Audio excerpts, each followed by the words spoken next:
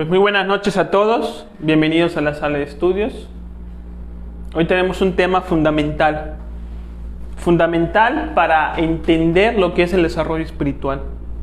¿Qué es el desarrollo espiritual y por qué es importante llevarlo a cabo? Ya que este tema principalmente viene a romper ciertos dogmas que tenemos acerca de la teoría de la evolución. ¿Sí? Teorías que están muy presentes en las ciencias sociales, pero que también están presentes en las ciencias de tipo espiritual y que son equivocadas y que lamentablemente hacen parte del pseudoesoterismo. Entonces aquí vamos a romper unos dogmas de la evolución para entender cómo funciona la vida y cuál es el papel que nosotros podemos desempeñar en ella. Vamos a hablar acerca de dos leyes.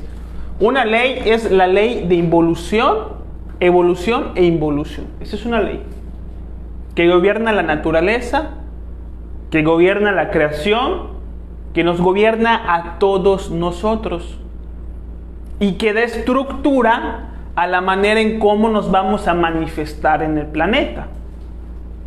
Hay que entender esa estructura para que entendamos también qué es lo que podemos hacer, cómo podemos aprovechar esta ley para nuestro desarrollo espiritual. Y otra ley es la ley de la revolución, que es una ley de tipo superior. Voy a explicar por qué. Que es una posibilidad que está enfrente de todos. Entonces, vamos a hablar de la ley de la evolución y de la involución. Y posteriormente vamos a hablar de la revolución, la importancia, la esencia y el conocimiento gnóstico que nos va a permitir despertar la conciencia a través de este concepto llamado revolución. ¿Sí? Entonces, ¿qué es la ley de evolución o involución? Recordemos que en la naturaleza hay leyes. Así como en los gobiernos hay leyes de tránsito, por ejemplo, ¿sí? Que te dirigen a transitar siguiendo ciertas normas para que el flujo vehicular se pueda dar. Tienen una función, tienen una estructura. Así también existen las leyes de la naturaleza o las leyes de Dios, que le dan estructura a la creación como una base donde el ser humano posteriormente se va a desenvolver y podrá hacer sus propias creaciones y tendrá la oportunidad de conocer a Dios a través de su obra, por supuesto, ¿no? Entonces existen leyes, no solamente sociales, políticas, gubernamentales, sino también las leyes de la naturaleza, como la ley de la gravedad. Es una ley de la naturaleza, no es una ley de algún partido político o de un país o que alguien haya impuesto, no, es una ley de la naturaleza. Si está presente independientemente de la voluntad del ser humano. Y así como existe la ley de la naturaleza, existen otras leyes. Aquí las vamos a explicar. Las leyes más importantes que tenemos que conocer para que podamos vivir con sabiduría. En esta ocasión vamos a hablar de la ley de evolución y involución. ¿Sí? Toda ley es una fuerza que produce un resultado de manera repetitiva. Por eso se le llama ley. Como la ley de la gravedad. Si yo suelto el lápiz 100 veces, 100 veces va a caer el lápiz. Porque hay una fuerza que va a producir el mismo efecto de manera repetitiva. Eso es una ley. ¿Sí? Entonces tenemos la ley de evolución y involución. ¿Qué nos dice esta ley? Esta ley explica cómo los seres vivos, todos los seres vivos, nos vamos a manifestar en la creación. ¿Sí? Cuando nos vamos a manifestar en la creación, tenemos que pasar por dos procesos que son ajenos a nuestra voluntad, porque son una ley. Nos afectan a todos por igual. Esos dos procesos son procesos evolutivos y procesos involutivos. Entonces pensemos, una rosa no aparece en la creación de la nada espontáneamente con todo su esplendor, sino que para que una rosa se pueda manifestar en la creación, primero tiene que pasar por un proceso evolutivo, es ley. Entonces la rosa empieza siendo una semilla, punto de partida. Y a partir de aquí empieza un proceso de evolución, de desarrollo, de crecimiento, de integración. ¿Sí? Se rompe la semilla, empieza a salir el tallo, las raíces se empiezan a anclar en la tierra, empiezan a salirle hojas. Todo esto le llamamos proceso de evolución. Es algo natural que se da solo en la planta, sin que la planta lo elija, sin que la planta lo haga, porque la naturaleza lo hace en la planta. ¿Sí? Y empieza a crecer, desarrollarse, evolucionar, hasta llegar a un punto máximo.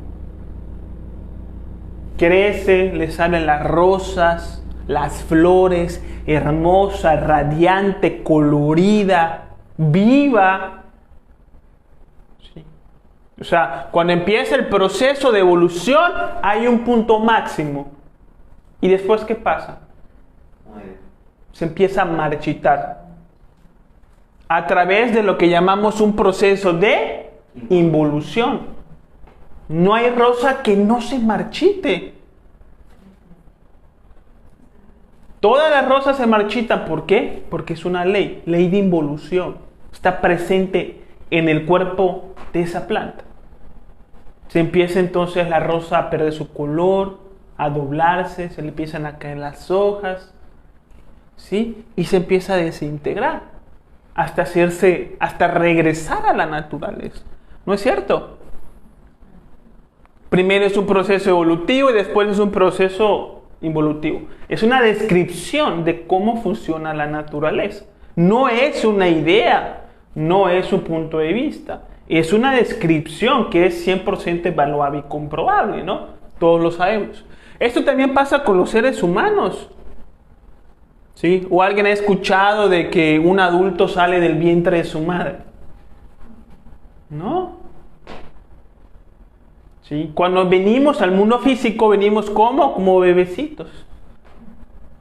¿Sí? Y a partir de aquí empezamos, ¿qué? Un proceso de evolución biológica y hasta cierto punto psicológica también. Viene el crecimiento, viene el desarrollo, viene la integración. Y llegamos a un punto máximo. ¿Y después qué pasa?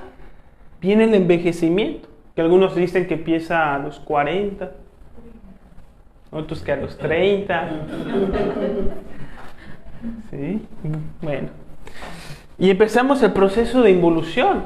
Enfermedad, pérdida de energía, decaimiento, arrugas, se le cae a uno el cabello. Y llegamos a un punto final que es la muerte. Entonces, fíjese que los procesos de evolución e involución siempre tienen ciertas características que pueden ser observables y que nos pueden ayudar a determinar en qué parte del proceso estamos. Porque, por ejemplo, a una persona que está en un proceso de involución ya tiene muchas arrugas, ya se le cayó el cabello, ya se le cayeron los dientes. Entonces podemos saber cuando una persona está en ese estado de envejecimiento. También podemos conocer a una persona cuando está en un estado de evolución, porque una niña de 12 años tiene ciertas características muy particulares que nos pueden hacer entender de que es una niña y que está todavía en un proceso de evolución. Ahora, empezamos con lo místico. Todo esto es como que lo obvio, ¿no? Lo que siempre pasa y lo que todos sabemos y lo que nos consta. Hasta aquí todo está claro y facilito, ¿no? Pero ahorita viene lo bueno, lo místico. La cuestión está en que no solamente el cuerpo físico está sujeto a la ley de evolución e involución. sino también el alma. Entonces, aquí es donde tenemos que prestar atención. Entender cómo se da la evolución del alma y cómo está eso de la evolución del alma. Porque, pues, para ahí nos podemos estar yendo, ¿no? Y hay que tener cuidado con algunas cositas. Entonces, ya vamos a estudiar cómo se da esta evolución e involución del alma. Es el objetivo del tema, ¿sí? Y que podamos entender que podemos también evaluar en qué parte de esta expresión nos encontramos, una parte evolutiva o una parte involutiva, hablando en cuestiones obviamente anímicas. En el inicio decimos, del sagrado sol absoluto, de eso que llamamos Dios, imaginemos a Dios según los grandes esoteristas como Eliphas Levi o Arnold Krumheller, etc., como un gran sol, como una gran luz, por eso le llaman el sagrado sol absoluto, ¿sí? Es como una gran luz, se desprenden pequeñas chispas de luz. Estas chispas de luz son lo que nosotros llamamos el espíritu, la mónada, la conciencia, el ser, o inclusive algunos le llaman el yo soy, ¿sí?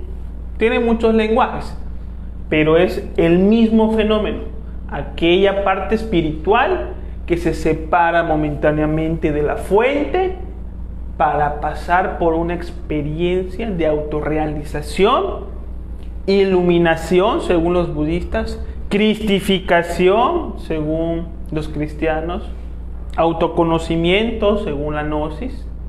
Es lo mismo, ¿sí? La chispa sale del sagrado sol absoluto para pasar por una experiencia, para que la esencia pueda entender y conocer lo que es el amor y lo que es la sabiduría, ya que en el sagrado sol absoluto no existe el odio, no existe la mentira, no existe el sufrimiento.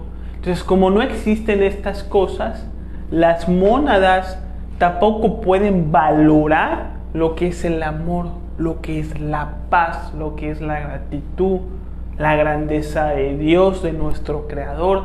Entonces anhelan momentáneamente esta separación para venir al mundo físico, a la creación de la materia, y pasar por una experiencia entre lo bueno y lo malo, entre el sufrimiento y el placer, entre la paz y el conflicto, y a través de esta dualidad puedan entender la importancia del amor y de la paz y la gratitud.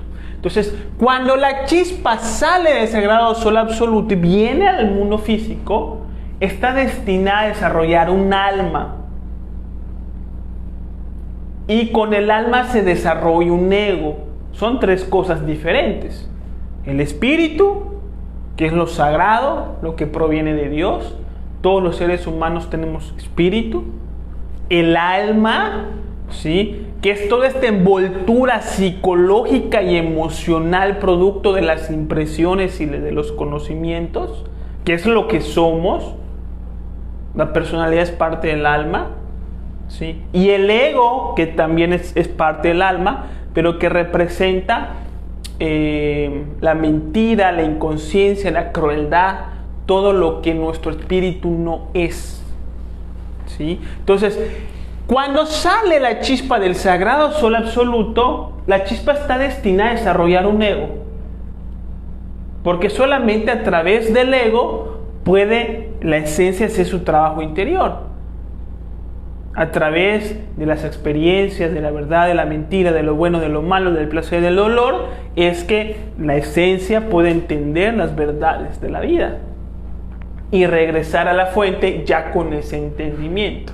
Entonces, como ya vimos que todos los seres vivos, cuando se van a manifestar en la creación, tienen que respetar la ley de evolución e involución, empezando por un punto inicial, luego proceso evolutivo y posteriormente un proceso involutivo, pues esta chispa va a desarrollar un alma que va a pasar por un proceso evolutivo y que posteriormente y posiblemente por un proceso involutivo, ¿sí? En lo que llamamos la rueda del samsara. No sé si ustedes han escuchado hablar de este concepto. La rueda del samsara es un concepto que está muy presente en la filosofía tibetana, budista y también hinduista, ¿sí? La rueda del samsara, que esa es una representación, una imagen, ¿sí? Se le conoce como la rueda de los renacimientos. Porque como seres vivos, nosotros como seres humanos, estamos sujetos a nacer, a crecer, a envejecer, a morir y a volver a nacer y volver a pasar por la misma experiencia. Una experiencia que todos sabemos que demanda mucho sufrimiento, porque la vida aquí es difícil. Aunque hay sus buenos momentos, ¿no?, que agradecemos, que disfrutamos y que compartimos, también hay momentos duros que son inevitables muchas veces. Entonces, en la filosofía tibetana, samsara, ¿sí?, representa algo así como la esclavitud, como estar perdido, ¿sí? Entonces, nosotros estamos en el mundo físico perdidos, naciendo, creciendo, envejeciendo, muriendo y volviendo a nacer, sin entender el propósito de la vida. Entonces, según los conocimientos tibetanos del samsara, cuando el alma logre la iluminación, sale de la rueda del samsara y asciende al reino de los cielos. ¿Sí? Esta es la rueda de los renacimientos. Está presente también en la cultura egipcia, con el tarot egipcio, en la carta número 10, que representa que se llama la retribución. Aquí está la rueda del samsara, es esta, donde Anubis mueve la rueda del samsara, haciendo que unos evolucionen y que otros involucionen. ¿Sí?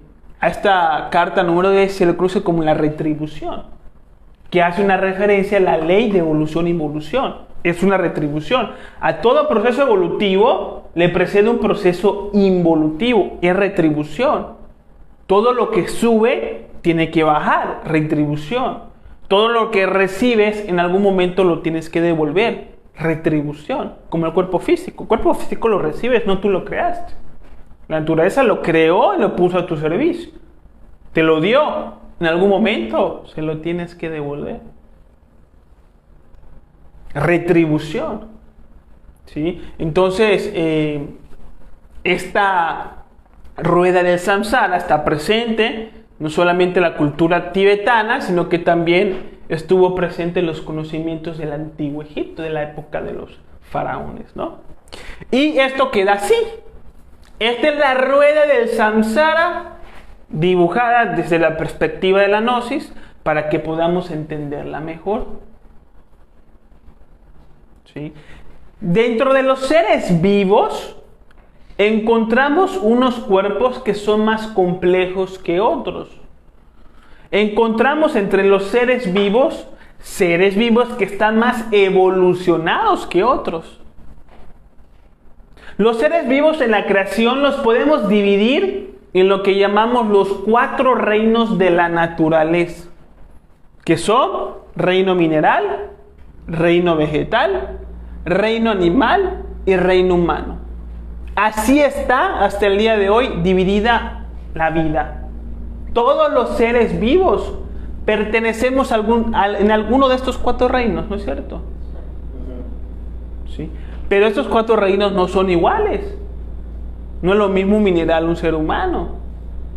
Aunque ambos son seres vivientes, se encuentran en otra escala de la evolución. Entonces, cuando la chispa sale del sagrado sol absoluto y viene a la creación, tiene que pasar por un proceso evolutivo hasta desarrollar la evolución necesaria para que se pueda dar ese proceso de autoconciencia, de iluminación, de cristificación. Entonces, primeramente, cuando la chispa se desprende del sagrado sol absoluto, entra al reino mineral. El primer cuerpo que recibe la esencia salida del sagrado sol absoluto es un mineral, que son los cuerpos más simples que tiene la naturaleza para la disposición de esta esencia, ¿sí? Que pertenece aquí. En el reino mineral se empieza a desarrollar un principio del centro emocional. Si se acuerdan de la conferencia de los 7 centros. Este principio le permite a la vida que está en el mineral algún tipo de sensación. Una muy primaria que desconocemos. Pero es el primer contacto que tiene la mónada, el espíritu, con la materia. Algún tipo de sensación como mineral en medio de un ecosistema, en medio de un ambiente, ¿no es cierto? Los minerales no tienen instinto porque no buscan por su supervivencia. No tienen centro motor porque los minerales no se mueven, ¿sí? Son cuerpos bastante simples. Entonces, la mónada va a estar en diferentes cuerpos de minerales durante un largo tiempo, que puede ser cientos de años. Y mientras está de un cuerpo de mineral a otro, va a ir desarrollando el centro emocional, el alma y el ego, afín al reino mineral. Empieza siendo como los minerales más sencillos y termina como los minerales más complejos. Llega a la cúspide de la evolución en el reino mineral. Entonces, ¿qué pasa? Que posteriormente esa alma y ese espíritu es conectada a un cuerpo perteneciente al reino vegetal. ¿Sí? Ya en el reino vegetal, el centro emocional se desarrolla todavía más. Ella puede sentir un poquito más la creación. Empieza a desarrollar el centro motor, porque las plantas ya se mueven, aunque se mueven muy poco, se mueven. Empieza a desarrollar el centro instintivo, porque ya las plantas luchan por su supervivencia. Y a través de sus raíces buscan el agua, y a través del tallo buscan el sol. Ahí está el instinto. Desarrollan un principio del centro sexual que les permite reproducirse de manera indirecta, pero las plantas se reproducen. Y entonces esta chispa va a pasar durante cierto periodo de tiempo en cuerpos de diferentes plantas. Y en esa experiencia voy desarrollando el alma y el ego correspondiente al reino vegetal. Empezando por las plantas más simples y terminando con las plantas más complejas. Como yo pudiera pensar una planta carnívora, que ya es como que una planta tirando a ser un animal, ¿no? Porque ya come. Entonces, por ahí se va. Y cuando logra ya la cúspide de la evolución en el reino vegetal, entonces la chispa es conectada a un animal. Y en el reino animal se va desarrollando todavía más el centro motor, porque aquí ya los animales se independizan mucho de la naturaleza. Ya tienen más una individualidad, ya se pueden mover para donde ellos quieran. Las plantas no pueden hacer eso. Desarrollan el centro emocional todavía más, porque ya hay animales como los animales que llamamos domésticos, que necesitan del cariño, de reconocimiento, de apapacho, de ternura de otros animales o de los seres humanos. desarrolla más el centro sexual, a tal grado en que ya están preparados los animales para la sexualidad directa. Desarrollan todavía más el instinto debido a las leyes de la selva que son muy agresivas. Y aquí empieza lo bueno, porque es en el reino animal en donde el ego se desarrolla significativamente, porque las leyes de la selva son duras, y son duras con esa inteligencia, con ese propósito de formar el ego en esa alma. ¿Sí? Porque el animal tiene que evitar ser cazada por otros animales. De ahí que se desarrolla el temor, al menos, entre otros defectos. Sí, el miedo. La preocupación de que se coman a las crías cuando la mamá sale a buscar alimento. ¿Sí? Si un animal quiere cazar, tiene que ser agresivo, tiene que ser violento, y si no, ¿cómo? ¿Sí? Entonces desarrolla la ira, la ferocidad, la agresión, la astucia. Desarrolla la lujuria a través de las sensaciones del placer sexual en algún nivel. ¿Sí? Cuando los machos quieren procrear, antes de procrear con la hembra, el macho tiene que pelear con otro macho y se tiene que ganar ese derecho. Entonces, hay una violencia natural que se da en este reino. Y es a través de esta violencia y miedo y todo esto que se desarrolla el ego significativamente. ¿Sí? Entonces, aquí va a pasar la chispa de animal en animal, desde los más simples hasta los más evolucionados. Por ejemplo, un animal que podemos pensar que es poco evolucionado pudiera ser un reptil, un cocodrilo, por ejemplo, porque todavía no tienen el centro emocional desarrollado. Los cocodrilos no les interesa si son amados o no son amados. No necesitan el cariño de nadie.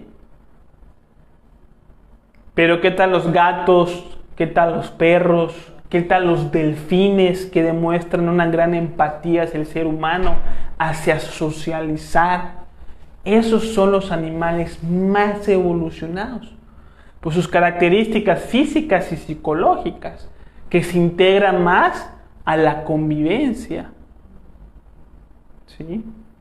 Una vez que se dé el desarrollo del alma y del ego perteneciente al reino animal, entonces la chispa es conectada a un cuerpo humano.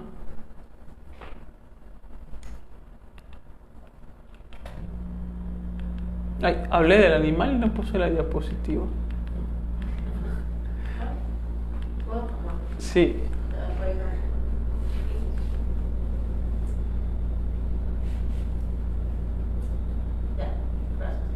Y luego pasa al reino humano, donde sigue el desarrollo del alma humana. Entonces se sigue desarrollando el centro emocional, porque el ser humano tiene esas emociones hacia la música, hacia el arte, hacia la belleza, que los animales todavía no tienen.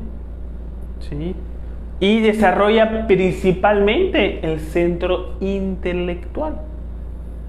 Entonces el ser humano ya está capacitado para pensar, recordar, analizar y entender. Las primeras existencias se dan en tribus, en donde los seres humanos todavía viven más o menos como animales, en cuevas, comen lo que hay y viven en una condición bastante primaria.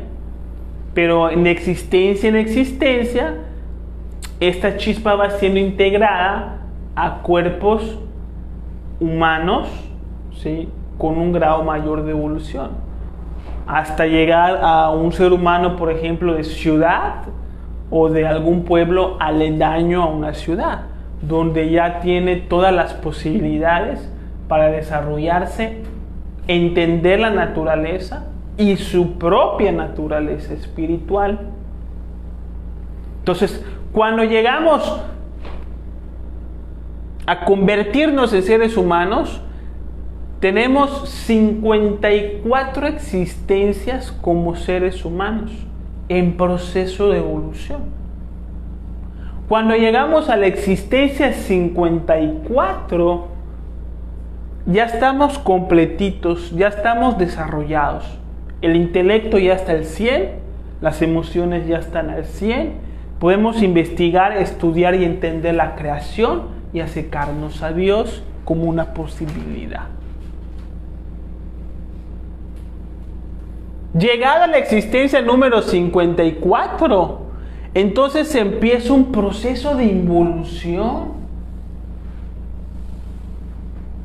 Porque así como el cuerpo involuciona biológicamente hablando, también el alma involuciona espiritualmente hablando. Empezamos la etapa de la involución, porque estos 4 reinos que ya estudiamos existen de un lado evolutivo, pero también existen de un lado involutivo. Existe un reino humano involutivo, existe un reino animal involutivo, existe un reino vegetal involutivo, existe un reino mineral involutivo. Entonces, cuando llegamos a la cúspide, ¿qué pasa según la ley de evolución e involución? Automáticamente viene la involución. Que esto es muy importante de entender y que no está presente en algunos conocimientos de tipo espiritual, romanticistas y positivistas, en donde nos enseñan que nuestro destino es siempre la evolución, que después de ser seres humanos nos convertimos en ángeles, porque la vida así es, todo va siempre para adelante, nunca se detiene. ¿No es cierto? La ley de evolución e involución no funciona así. Así como existe la evolución, existe la involución y es una posibilidad. Y de hecho nuestro destino es la involución. ¿Y cómo se da la involución? ¿Qué es esto de la involución del alma? ¿Qué es esto de convertirnos en humanoides? Bueno, esto se da cuando el ser humano se identifica mucho con el mundo material, con las pasiones, con los placeres, con la cultura decadente, con las cosas de este mundo, olvidando su origen espiritual. Entonces, ¿qué pasa? Que el alma se degenera, el alma se degrada y empezamos a desarrollar defectos. ¿No es cierto? Y estos defectos, conforme se van desarrollando, nos hacen seres insociables.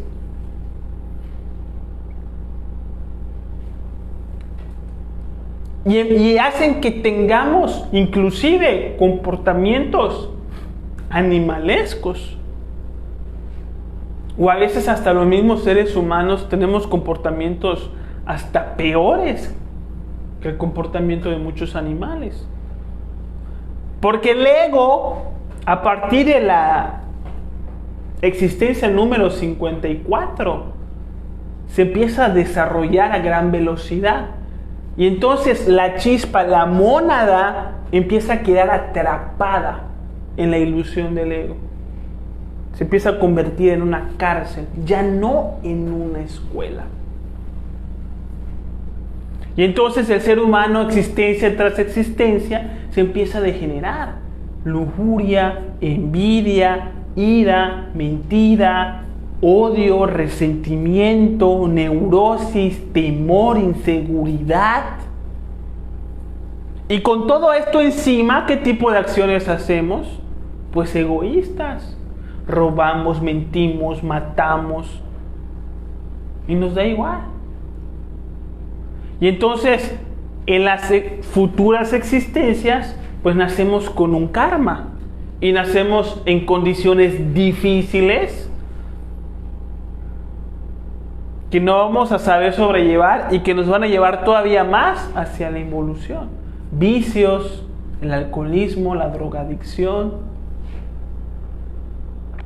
Y vamos cayendo en el pozo de la involución humana. ¿Sí? Entonces, ¿cómo podemos saber si estamos en un proceso de involución? Así como reconocemos, por ejemplo, la involución biológica con las canas, con las arrugas, ¿cómo podemos saber que estamos en un proceso de involución? Álmica, anímica.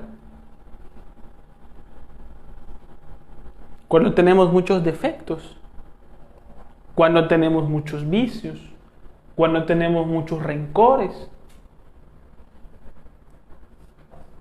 cuando tenemos ya toda la capacidad para autorrealizarnos, para acercarnos voluntariamente a Dios, ya estamos. O sea, ya la evolución ya concluyó. Estamos ya pasando a la involución. ¿No es cierto? Cuando sufrimos, porque el sufrimiento es el resultado del egoísmo. Si hay mucho sufrimiento, hay mucho ego. Y el ego nos lleva ¿por dónde? Por las vías de la involución. Entonces, ¿cuál es el destino de los seres humanos? Vivimos como se nos da la gana y en esa vida desarrollamos odios, rencores, traumas, conflictos, vicios que cada vez nos hacen peores personas a tal grado que después son 54 existencias en el reino humano y 54 existencias en el reino humanoide. Son 108 existencias en total.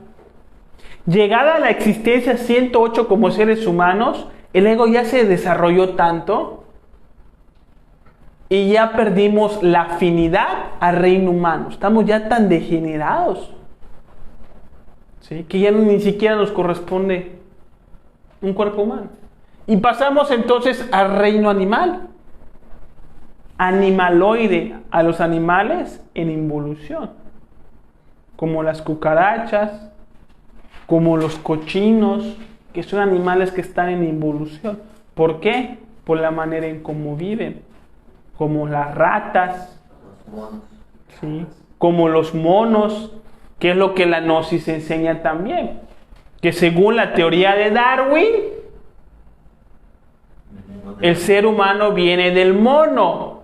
Pero según la gnosis, no, es al revés. El mono viene del ser humano. El mono es el ser humano degenerado. ¿Sí? Todos esos animales que son complicados, que son sucios. Que sufren. ¿Sí? Que sufren. Entonces entran al reino animaloide. En el reino animaloide, ¿qué es lo que pasa con el alma? Que pierde el centro intelectual, porque los animales no piensan, aunque tienen un principio de intelecto, porque pueden recordar, porque pueden reconocer, pero en lo general no piensan, ¿no? Pierden el centro intelectual. Entonces el alma ahí se va muriendo y la chispa ahí se empieza a liberar, porque ya el alma es egoica, y al ser completamente egoica es una cárcel para la chispa. Entonces hay que desintegrar esa alma para que esa chispa sea liberada. Entonces cuando entra del reino humanoide al reino animaloide, pierde el centro intelectual, pierde esa parte del alma y empieza esa liberación. Va a pasar por muchas experiencias en el reino animaloide, pasando de animal en animal, ¿sí?, donde gradualmente va a ir perdiendo el alma y el ego afín al reino animal. Y posteriormente pasa al reino vegetal, vegetaloide. ¿Sí?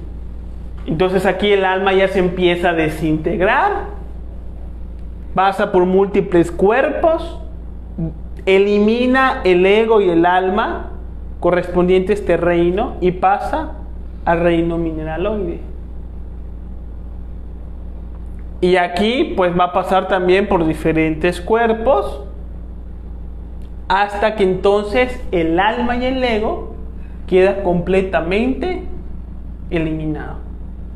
Y la chispa, la mónada, sale de la rueda del samsara. Limpia, pura, bella como es en su naturaleza, pero sin la sabiduría de la creación. Fracasó. No alcanzó la cristificación, la iluminación, la ascensión. Entonces, ¿qué es lo que hace la chispa? Vuelve a ingresar. Y empieza otra vez. Ahora la pregunta del millón es, ¿quién quiere involucionar? ¿Quién quiere ser un mono? ¿Quién quiere ser un cochino? Pues nadie. Entonces, ¿qué hacemos? Si después de la evolución automáticamente viene la involución y lo podemos ver, lo podemos evaluar, lo podemos constatar. Evaluemos la existencia del ser humano y démonos cuenta de cómo con el tiempo cada vez nos volvemos peores. La sabiduría no viene con los años. Ahí viene otra tercera guerra. No hemos aprendido nada del pasado. ¿Dónde está eso de que la sabiduría llega con los años? Ahí vamos a repetir otra vez la misma historia. Entonces, ¿qué vamos a hacer? Estamos destinados a la involución. Para eso existe lo que llamamos la revolución. La revolución es una ley, pero es una ley de tipo superior, no es una ley mecánica.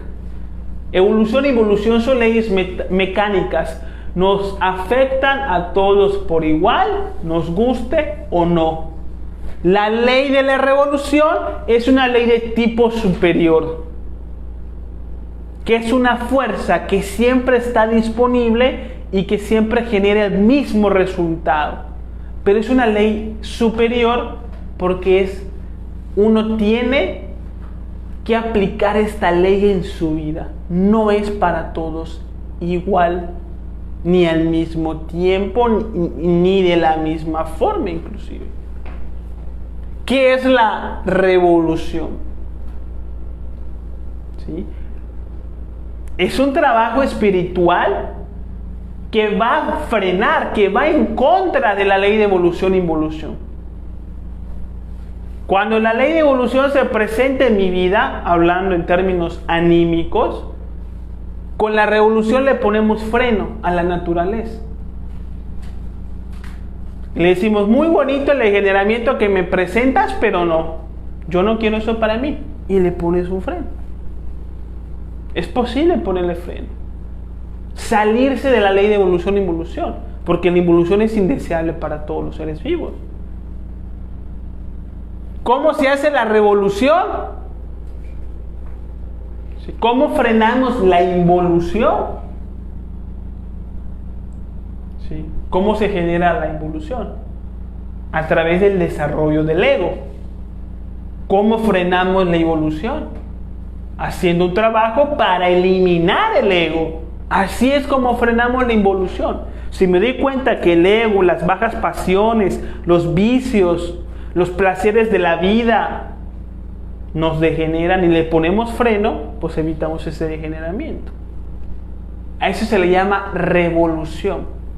La revolución es una actitud de vida que una persona puede elegir tener. Es una elección de cada persona que implica responsabilidad, que implica voluntad, que implica disciplina, que implica un trabajo. Con la revolución vamos a hacer un trabajo espiritual para eliminar el ego, que es lo que nos hace involucionar, para despertar la conciencia. Y entonces, en vez de involucionar, ¿qué va a pasar? Viene la ascensión. Entonces sí nos podemos convertir en lo que llamamos ángel, en los ángeles, ¿no? o en seres ascendidos, o en maestros ascendidos, o en dioses, como se estudiaba mucho en la mitología griega y romana. Como lo quieran ver, existe esta posibilidad de ascensión, lo que decía el Maestro Jesús: mi reino no es de este mundo. Es decir, existen otros mundos, llenos de gozo, llenos de alegría, llenos de felicidad. Podemos acceder a estos mundos, pero no de manera mecánica. No se va a dar nada más porque sí, solito. Cuando yo me muera me voy al cielo. La ley de evolución y involución no lo explica así. ¿Sí? Si queremos la evolución del alma, tenemos que hacerla a voluntad, a través de una disciplina, de un trabajo interior. Se le conoce como la revolución. El trabajo para la eliminación del ego, el desarrollo de la conciencia, para que se pueda dar esa afinidad a los mundos superiores. ¿Cómo vamos a practicar la revolución? A través de lo que llamamos los 3 factores de la revolución de la conciencia: la muerte psicológica, el estudio y la eliminación de los defectos, el nacimiento sexual, el sabio uso del ahorro de la energía sexual y la transmutación de esta para crear los cuerpos existenciales del ser, y el sacrificio por la humanidad. Ayudar a otras almas a que tengan esta información y también tengan la oportunidad de hacer su trabajo. Vean al mundo dormido, inconsciente, en la ignorancia. ¿Creen que sus vidas van a mejorar en el futuro? ¿Creen que sus vidas van a ser mejores más adelante? Nada más así porque sí. Eso es una mentira que perjudica a la misma persona, porque esos días van pasando y no van siendo mejores. Al contrario, empiezan los achaques, se empiezan a morir los seres queridos. ¿Y qué pasa con las personas? Pues viven en depresión total. Entonces, si les enseñamos a las personas, ¿sí?, que si queremos una vida mejor, hay que ser mejores, hay que hacer un trabajo que requiere tiempo, que requiere disciplina, que requiere energía, que requiere responsabilidad, continuidad, perseverancia. Entonces lo podemos hacer y podemos lograr esos mejores días que todos deseamos. Porque de lo contrario, lo que nos espera es la involución. ¿Sí? Entonces la revolución la hacemos con los 3 factores de la revolución de la conciencia. Lo vamos a explicar en otro tema. Pero es básicamente eso: eliminar defectos, purificar y ahorrar la energía sexual y compartir la enseñanza espiritual con otras almas para que también puedan hacer su trabajo de manera gratuita, de manera desinteresada. ¿Qué preguntas quedan?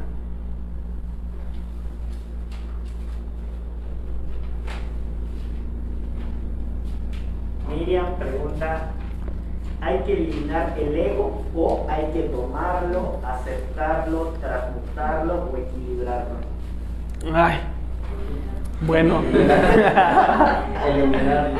Sí, son muchos conceptos que pueden hacer alusión a diferentes aspectos del trabajo interior. En un lenguaje más preciso, el ego se elimina. Pero para eliminar el ego, primero hay que aceptarlo. O sea, yo tengo que aceptar que tengo ego para que entonces tenga ya esa disposición de observarlo, de estudiarlo, de entenderlo, y entonces el ego ya no me domine. Cuando el ego me deja de dominar, se empieza a morir porque ya no me quita la energía. Entonces el ego tiene que morir. Hay que eliminar el ego. Pero la aceptación de que tenemos ego es el primer paso. Como en Alcohólicos Anónimos. que dice que el primer paso es aceptar que uno es alcohólico. Si uno no lo acepta, no se puede hacer nada en relación con ese vicio. Entonces hay que aceptar que tenemos ego, pero no hay que abrazarlo, como lo enseñan algunas escuelas pseudoesotéricas. El ego no se abraza, el ego se acepta.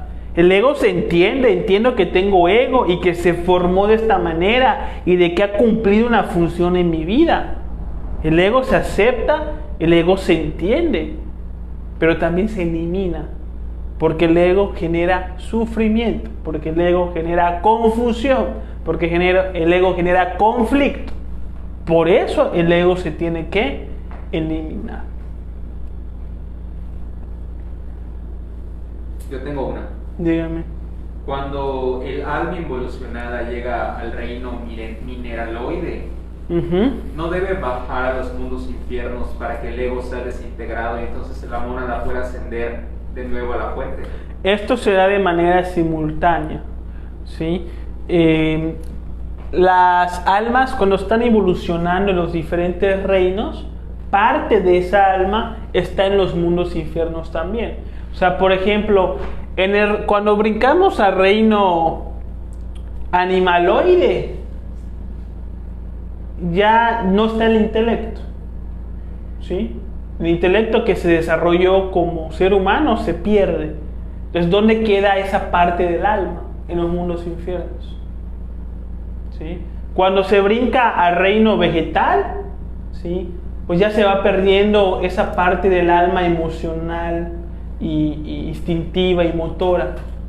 ¿Dónde está esa alma? En los mundos infiernos. Entonces está de manera simultánea. Pero sí, así como están pasando las almas en cuerpo involucionados, hay parte de esa alma que simultáneamente está en los mundos infiernos. Así es. Gracias. ¿Puedes sentir vibraciones cuando estás en contacto con las piedras minerales? Sí. ¿Verdad que sí? Claro, porque tienen vida, tienen energía, por supuesto que sí. De hecho, muchos minerales se utilizan para sanar. Sí, ya lo sé. En evolución. Pregunta igual otra vez, Miriam. Entonces es un proceso entonces y generalizado es eliminarlo. Sí, así es. Por supuesto es un proceso, es un trabajo. Y el lenguaje más preciso para entender el trabajo interior respecto al ego es eliminarlo. Porque si no nos vamos a perder en teorías romanticistas que al final merman el trabajo interior, ¿no? La disciplina esotérica. Por eso es mejor tener el concepto claro. El ego se elimina, ¿sí? No significa negar el ego. Negar es diferente a eliminar. ¿Sí? ¿Qué diferencias hay entre el sol sagrado y la fuente? Es lo mismo. No me quedó claro. Es lo mismo. La fuente, Dios, sagrado sol absoluto, o el cosmos, son lenguajes distintos del mismo fenómeno, ¿no? Son sinónimos. ¿Alguna otra pregunta? ¿Todo claro? ¿O no muy claro? ¿Muchas dudas, inquietudes? Bueno, que lo estudien, que lo mastiquen durante toda la semana. Les pasamos el PDF y cualquier duda adelante. Pero este tema es fundamental porque nos dice para dónde vamos y para dónde podemos ir si nos ponemos las pilas. Y que nos rompa ese dogma de la evolución. Que todo el tiempo es evolución, evolución, evolución, hasta llegar a Dios. Niegan la involución. Pero la involución es una realidad, no es discutible. Y siempre está pues en nuestras narices, ¿no? Porque muchas cosas de nuestra cultura, muchas cosas que pasan hoy en día, son parte de la involución humana. La política, ¿qué es? ¿Evolutiva o involutiva? La política Es involutiva, pura mentira, puro robo, leyes absurdas que uno dice, ¿esto para qué sirve? ¿Para qué lo proponen? ¿Sí? Tanta miseria en la vida para que un diputado salga a decir que el reggaetón se haga patrimonio de la humanidad, y uno dice, ¿cómo puede ser? Tantas cosas por hacer. O sea, política está en involución. La música clásica es evolutiva. Mozart, Beethoven, es música evolutiva, es música que te equilibra los chakras. Y la música de hoy en día, que promueve el narco, que promueve las armas, que promueve el uso de drogas, que promueve la violencia, es involutiva. Entonces, o sea, creer que no estamos en la involución es absurdo. Si estudiamos la vida, es un hecho de que estamos involucionando como para pensar que todo es evolución. No es cierto. El arte, ¿sí? Imagínense todas esas obras de Da Vinci, de Miguel Ángel, y ahora el arte que hacen ahorita, obsceno. Otra vez vi un inodoro, una persona sentada como arte, y yo, ¿qué es eso? ¿Qué arte? Sí. Ah, no, es que tú no lo entiendes porque no tienes esa visión. Ah, ok. Otra duda. Pregunta Lili Acevedo. Escuché que solo algunos agregados psicológicos están en involución en animales, agregados tipos Hannas-Musen.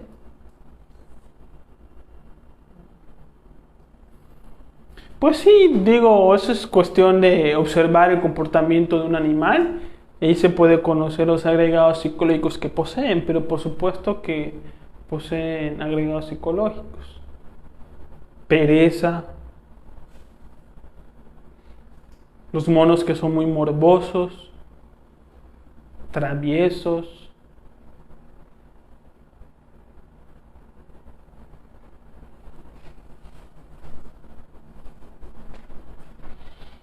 pero agregados de tipo Hannas-Musen, no sé qué tipo de agregados serán eso. Tendrá que ser agregados relacionados con la magia negra o algo así. Tal vez animales que van a ser utilizados para eso. No sé. Sí, no sé muy bien. Listos, pues muchas gracias a todos por venir. Les vamos a mandar el PDF y pues nos vemos la próxima semana.